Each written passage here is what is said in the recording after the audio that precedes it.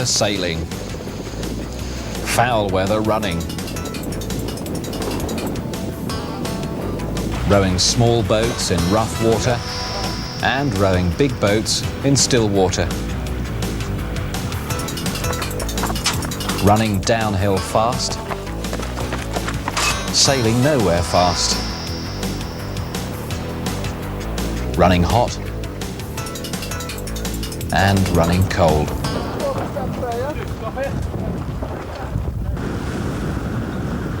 Just some of the ingredients of the 16th Karrimor Three Peaks Yacht Race, a race I reported for BBC Television from the confines of one of the entrants, the Matahari.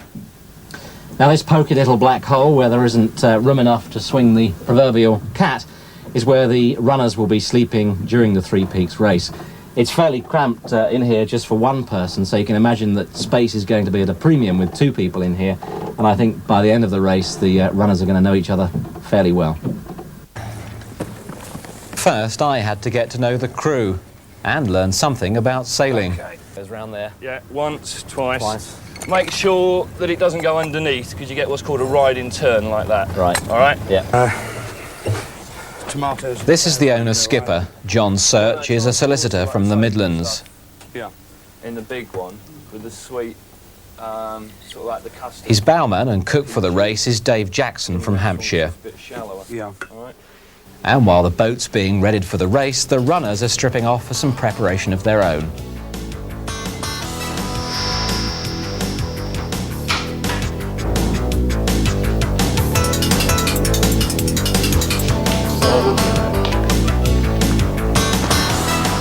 John Leach is, by his own admission, getting on a bit for a runner, but he's still supremely fit. Terry Palliser's good humour and steely determination will stand him in good stead later. The youngest team member, but no less determined for that, is Gary Holtby. All three are policemen, all three national fell running champions. But mental preparation is as important as physical. The team takes advice from Richard Ludlow. Is Ravenglass. Understandably. You've been there before. I've been up and down it in a dinghy. I'm still not that happy about it. And I think that the charts are a little bit out of date. What do you reckon? I think you're right. I mean, the biggest problem is that the sandbanks around this area are always moving, always shifting around, and what's an easy route in one year, next year is totally changed. Yachts enter the Karrimor Three Peaks race from all over the UK. The Matahari is normally berthed in Southampton, so getting her to the start line is the first hurdle.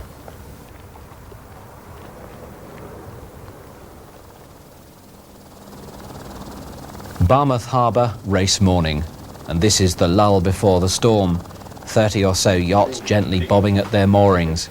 Ahead, at least 389 miles of sailing, 73 miles of running. With 11,176 feet to climb, that running will be tough, and so too will the sailing, tough and at times dangerous. The swellies, going through the swellies at high water with an engine, there's no problem.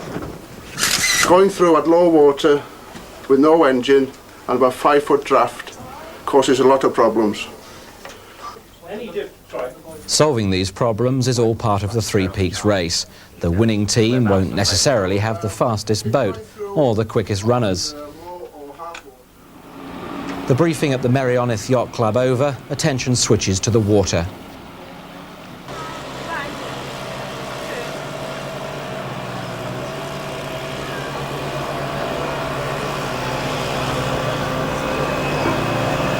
Crew 3, 38 foot. The two crew numbers I have listed in front of me are Nick. Spectators are drawn to this race from all points of the compass. And so are the boats. Elan Adventure is from Benfleet Yacht Club in Essex. Its neighbour at Barmouth, Nosy Parker, another boat from the southeast. With a deeper draft, the Matahari is moored further out.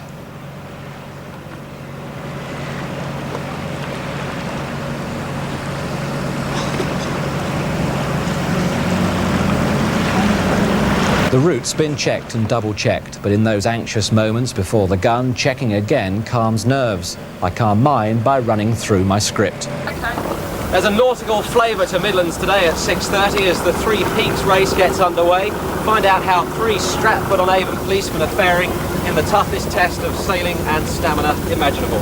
I'll be reporting from the Matahari, one of 3 Midlands boats taking part, so join us afloat in half an hour.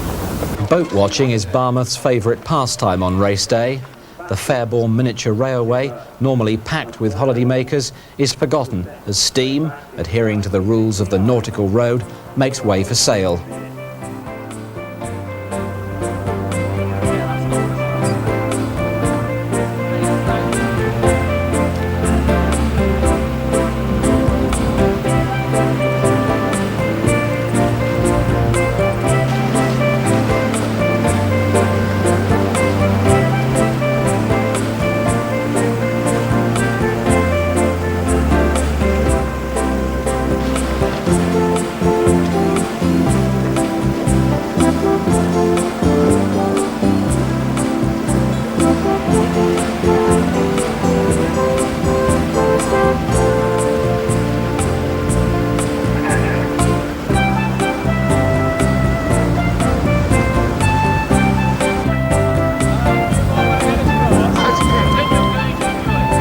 Coming alongside, please. Hold them out at launch. Thank you.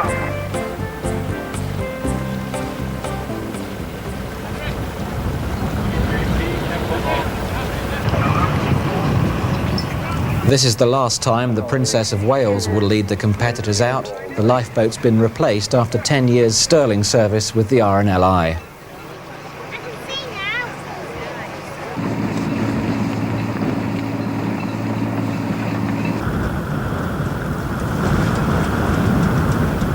Beyond the shelter of the bar, sea conditions are very different, and competitors like me, who've never sailed before, get their first taste of things to come.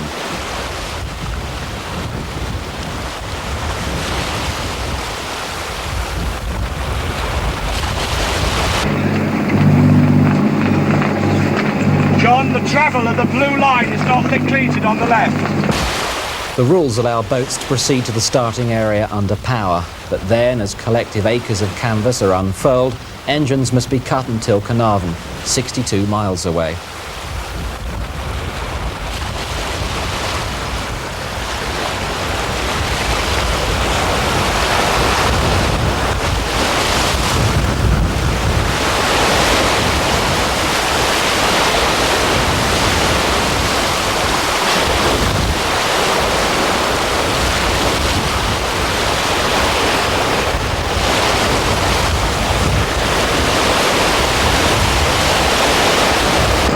What are we, Dave?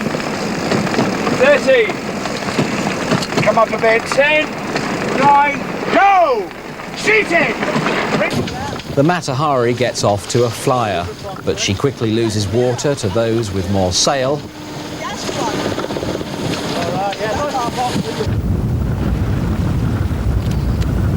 or those with more hulls.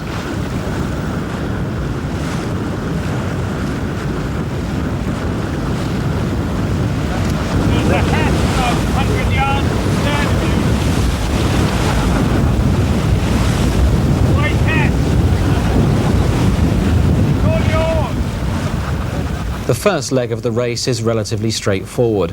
Turning the corner at Bardsey Sound, the only real problem, as several tides and currents combine to make the choice of route crucial. In little over 3 hours, the Burtonwood Merseybeat trimaran, skippered by Gareth Owen, is the first around, an amazing average speed of 10 miles an hour.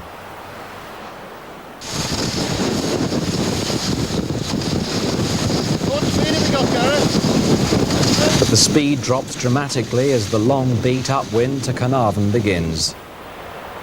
Mind you, they're used to such vagaries on the Merseybeat. This is their 10th race.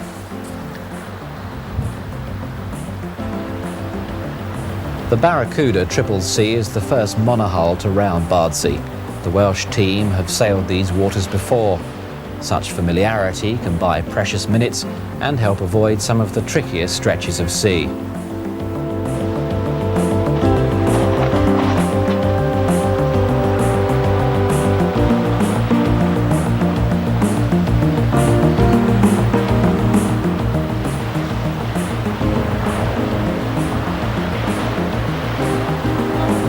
At one point, an underwater rock formation called the Tripods throws the surface into a confusion of waves and make forward progress uncomfortable by day, treacherous by night.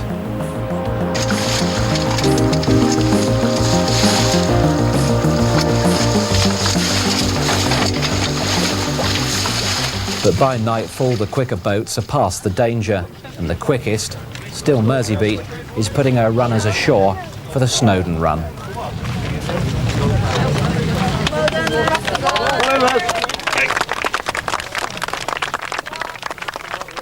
All runners have a 5-minute kit check before they start. Safety equipment is mandatory. Surname? Leslie Mercer. Yeah. Have you got your kit?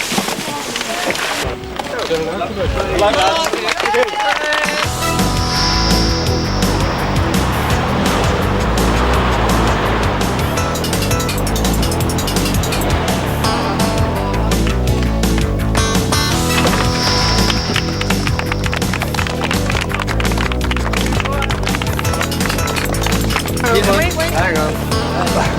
What do you want? Rollins and the other one.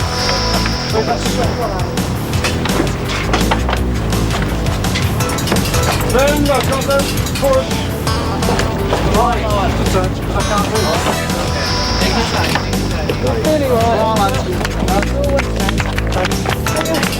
You've got 5 minutes, you're probably sorry.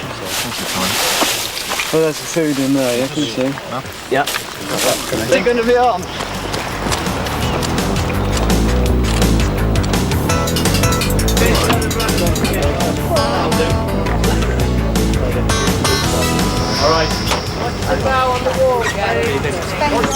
Tide and wind conditions allow those into Carnarvon before about 4 a.m. to come alongside the sea wall, something those arriving later will find impossible.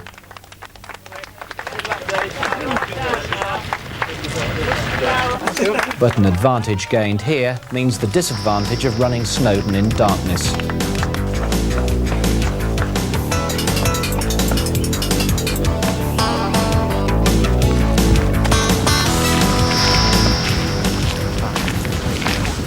To follow the specified route, keep within sight of each other, and no pacing.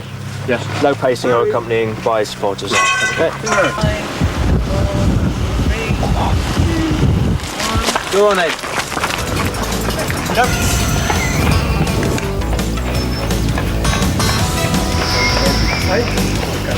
Boats are still arriving when Merseybeat's runners return from the 24-mile, 3,560-foot run up and down the highest peak in Wales.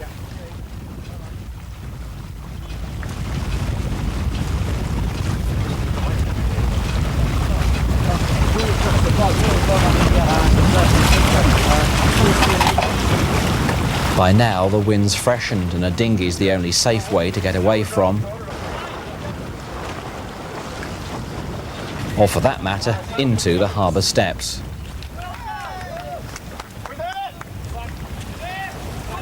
Something Matahari's Snowdon runners Terry Palliser and John Leach discover to their discomfort. When you come to the lake, Yeah. you know there's a little wood on your right. Yeah. And there's a farm on your left. Bye-bye.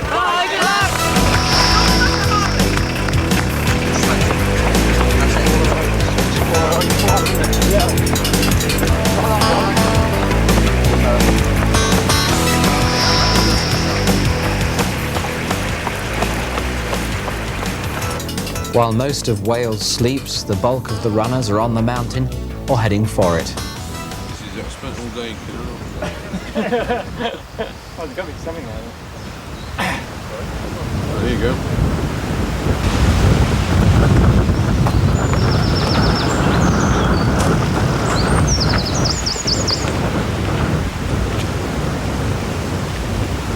Hey, drawback. Oh, the top. Rhythm. Don't push yourself too much.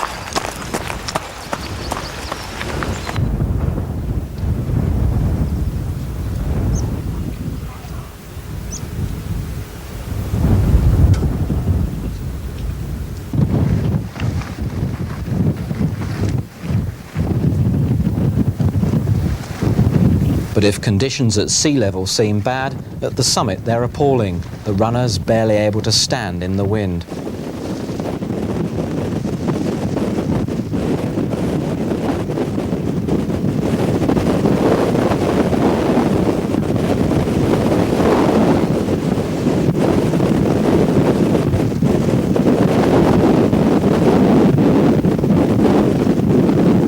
The Matahari is lying 18th when she arrives in Carnarvon, but the strength of her runners, who overhaul several teams on the way down the Ranger path, elevate her to 10th, underlining the importance of fitness in this race.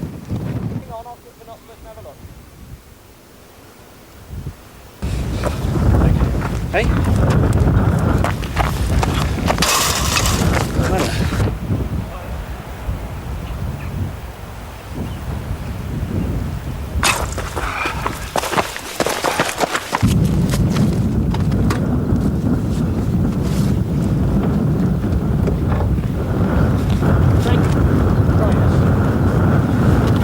All done. You're all right.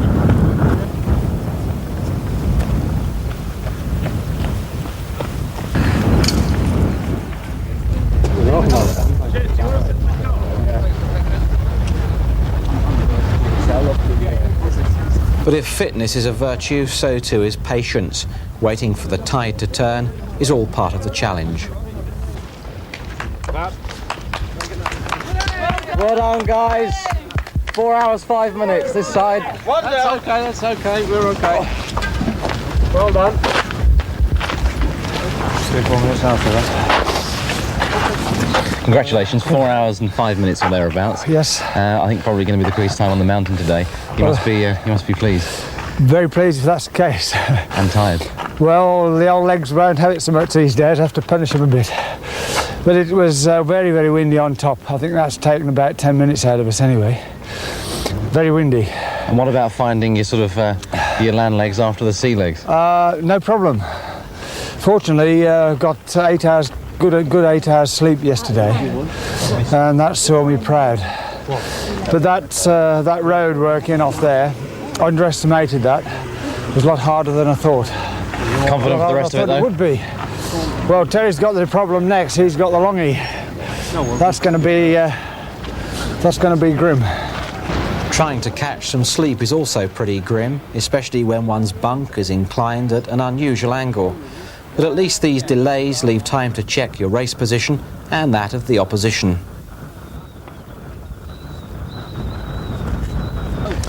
Well, it's now about 8:30 in the morning, and after the first leg of this gruelling race, the Matahari is lying 18th out of 26 starters. And already one of those 26 has dropped out with a broken mainsail and a dehydrated runner. The Matahari, like the other boats behind me, won't be leaving here for quite some time because they're stuck on the sand at Carnarvon and have to wait for high water, which means the crew of the Matahari and myself can get some well-earned rest and some breakfast inside us. There are two possible routes for the second leg, around Anglesey or through the Menai Straits. Most boats choose the second option, which means the dreaded swellies, treacherous waters that have claimed many a victim. The little Admiral's seen them all, his expression inscrutable throughout. Some reckon hard graft's the best way to negotiate this section, especially when there's little wind.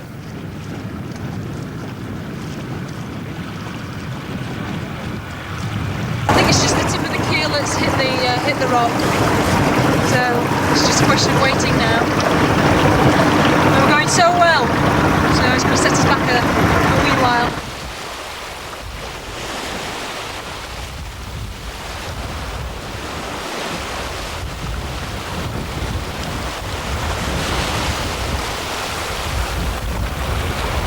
Short of cranking up the iron mainsail, the engine to the uninitiated, anything goes, even swinging from the mast to lift the keel off the shallow bottom.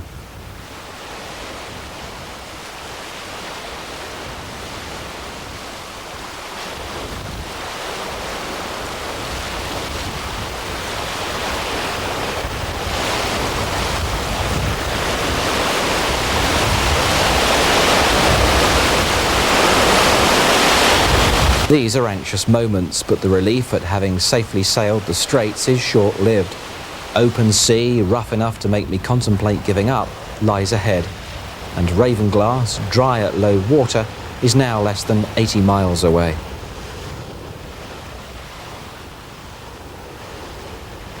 Merseybeat creeps into Ravenglass on the last of the ebb, the only boat to do so, in a manoeuvre almost guaranteed to win her the race.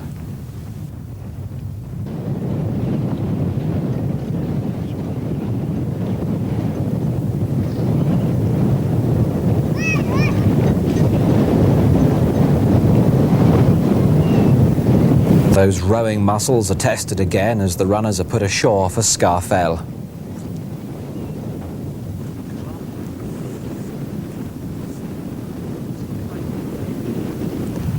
32 miles with a wet running shoe is unpleasant to say the least, but on this, by far the finest day of the race, sogginess soon dries out.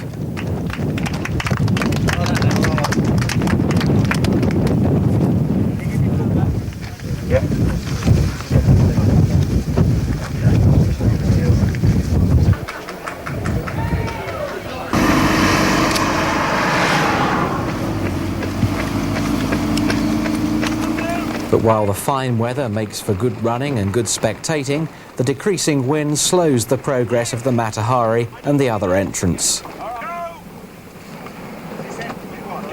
yeah, carry on. Yellow's jammed! The helmsman has time for a drink. The runners have time for a rest. And the skipper, he has time for his charts.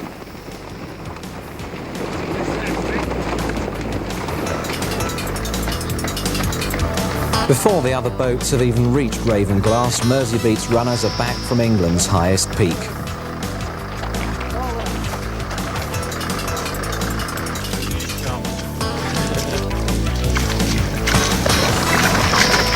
They're going out on the tide that's only just bringing in the first Monaghan and her athletes. TLC probably. Okay.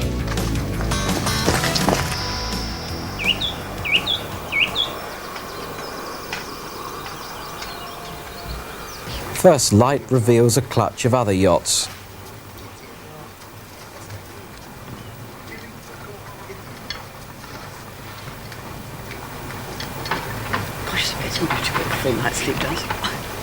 The runners employ a variety of methods to keep those running feet dry.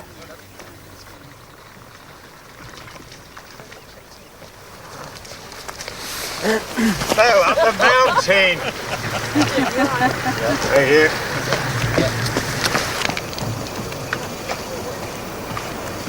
We'll get down the bottom and have a look at the field. Ilana Bench, we've got 2 minutes left. Yeah, okay. It's actually a waterproof. Yeah, no, it isn't. This is just a bag. I stayed in our bunks all the time, didn't eat nothing. And CC'd tablets and what have you, and we just got through it. But it was a bit rocky, to say the least. I think they needed an airline pilot's licence some of the time. What sort of sea conditions you got? Well, there it was choppy, very choppy. We were hitting, we'd fly through the air hitting flat water some of the time. It was a bit hairy. I wouldn't do it as pastime.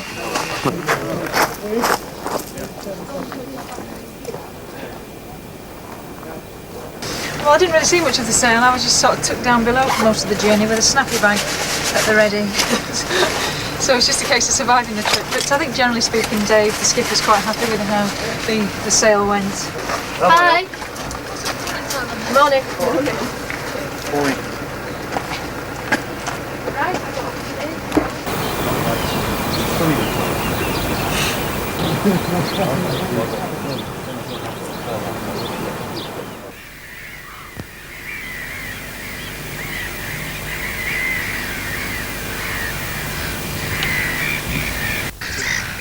The long run to Scafell is the toughest of the three peaks in terms of sheer distance. So the drink stops manned by volunteers along the way are invaluable. So too, from a safety point of view, are the checkpoints on and off the mountain.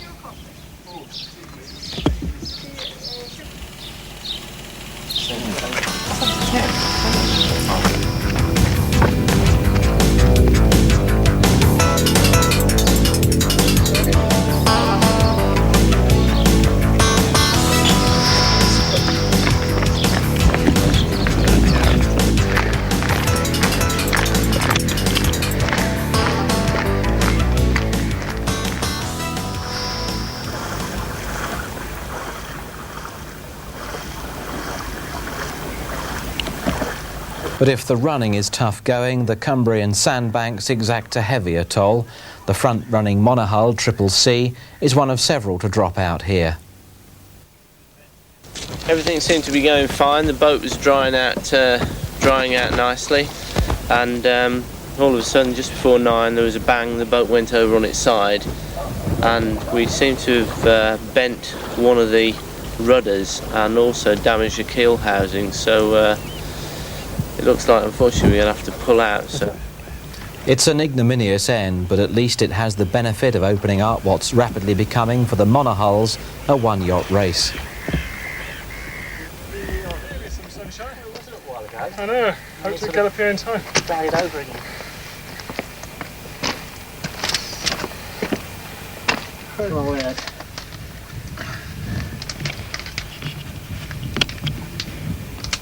Right. Cheers. Temporarily lost it. It's this one, isn't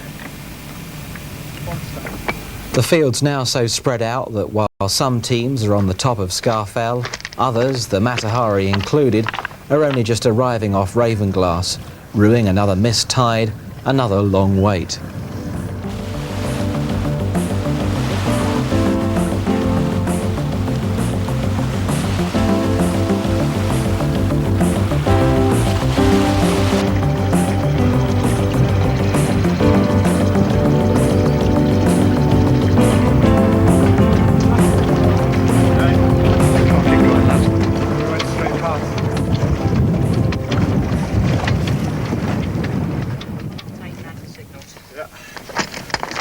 Dead. But as on Snowdon, the Matahari's superior runners, this time Gary Holtby alongside Terry Palliser, overtake another 5 pairs.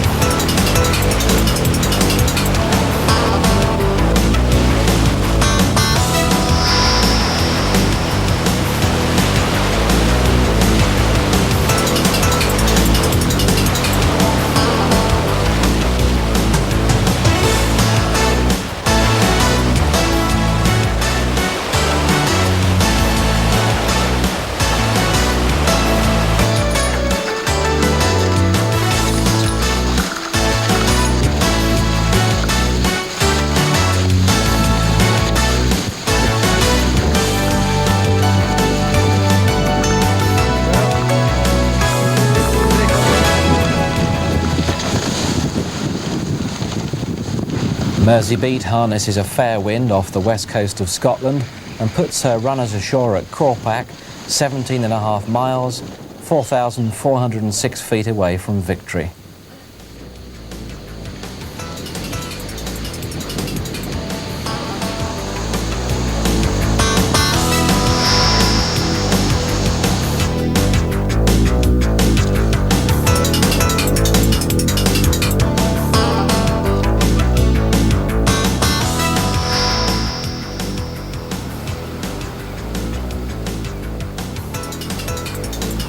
The weather once again takes a turn for the worse, but then who cares when you've just won the Karrimor Three Peaks yacht race in 3 days, 14 hours, 32 minutes. And who cares when your closest rival has yet to hove into view.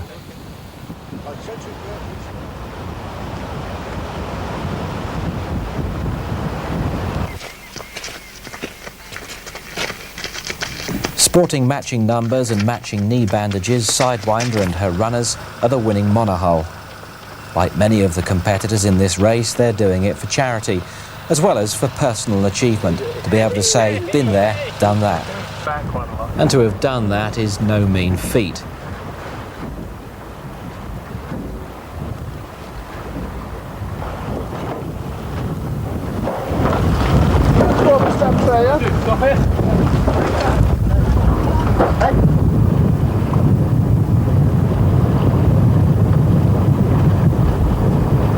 Hauling in yards of wet spinnaker cloth on the approach to Fort William is just one of the many challenges to be met along the way.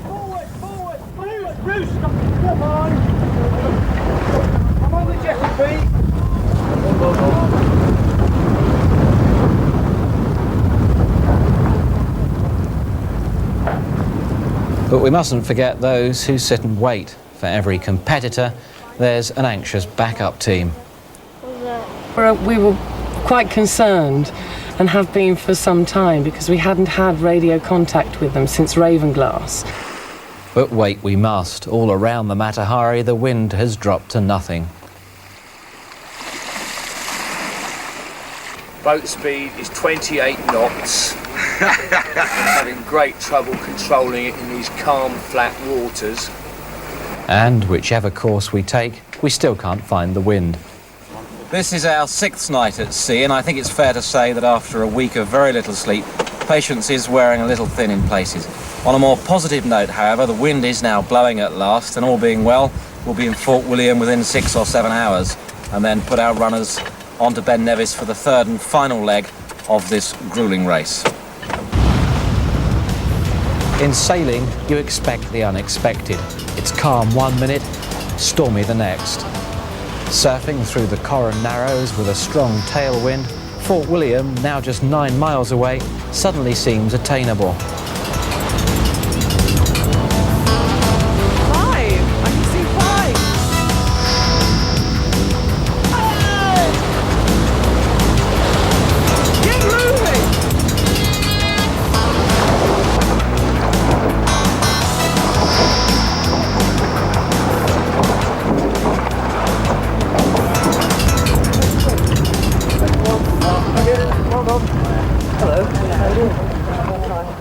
The welcome's very warm, certainly warmer than the weather, and what better way to put a spring back in the old sea legs.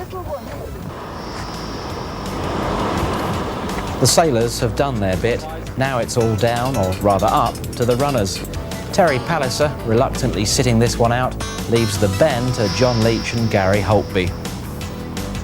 John was rested on Scarfell. Gary's on his 2nd leg in succession. You wouldn't know it. Like Snowdon, the weather's foul. Foul enough to make some runners question not only their own sanity, but that of the organisers. Such conditions make John and Gary's time of 3 hours 39 minutes all the more incredible. They're the 3rd fastest on the Ben, but the quickest over all 3 peaks. And although not eligible for the title King of the Mountains, that accolade went to Stormalong, they're acknowledged by their colleagues as the best. Hello, mate. Now, I asked you both this question before we set off, and that was why on earth did you both embark on such an adventure to start with? I think are you any better clued up now as to why you did it? Yes, because John Search, the skipper of the yacht, and David Jackson, his crooked sidewinder, coaxed us into it, and they really have sailed here, they've got us here, they've got us round that course. It's been a long, tedious old time, all cooped up in a little boat, and they've done superbly, they really have, and it's down to them. Yes, they are the blokes that made us do it, and we'll get them later. And would you try again, do you think? I'd like to try it next year, yeah. So after 6 days of sailing, seasickness, sleeplessness and foot slogging, was it all worth it? I suppose the answer to that question has to be yes, just don't ask us to do it again too soon.